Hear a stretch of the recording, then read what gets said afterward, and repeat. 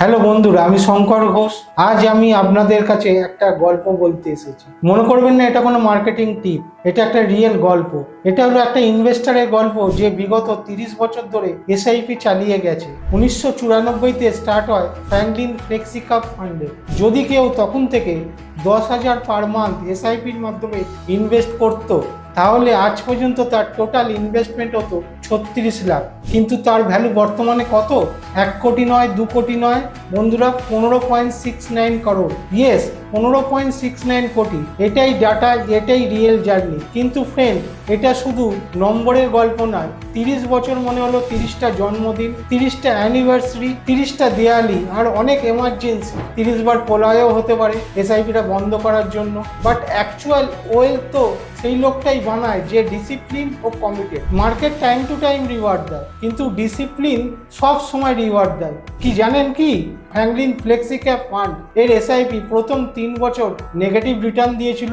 যদি কেউ তখন ভয় পেয়ে এসআইপিটা বন্ধ করে দিত, তাহলে 15 কোটি টাকা কখনোই দেখতে পারতেন না। 2008-এ মার্কেট ক্র্যাশ হলো, 2020-তে কোভিডের ঝড় এলো, ফান্ড ভ্যালু পড়লো। কিন্তু যে লোকটা ধৈর্য ধরে রেখেছিল সে আজ কোটিপতি।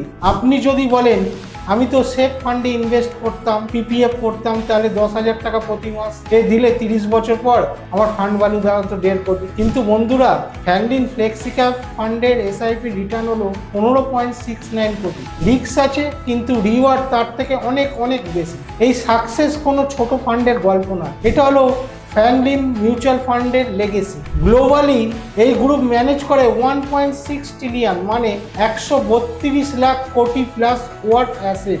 ভারতে এরা 1994 থেকে কমিটেড। এরাই ইন্ট্রোডিউস করেছিল ডেলি ন্যাট ডিসক্লোজার, মান্থলি পোর্টফোলিও, এবং 1996-তে এরাই প্রথম এসআইপি কনসেপ্ট ভারতে এনেছিল। এরা দেখিয়ে দিয়েছে যে লং টার্মে ইনভেস্টমেন্টে রিয়েল ওয়েলথ ক্রিয়েট করা সম্ভব। বন্ধুরা, ফ্র্যাঙ্কলিন এরকমই একটা সুযোগ আমাদের কাছে নিয়ে এসেছে, যার নাম হচ্ছে Franklin multi asset allocation fund, যার টাইম থাকবে 15 দিন, এনএভি থাকবে 10 টাকা। আপনার টাকা এখানে ইকুইটি, ডেট, গোল্ড অ্যান্ড সিলভারে ইনভেস্ট হবে।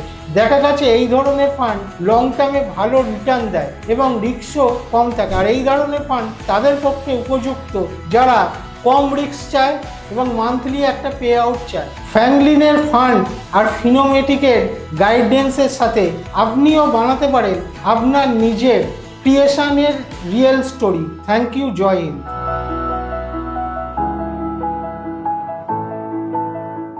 Fund investments are subject to market risk. Read all scheme-related documents carefully.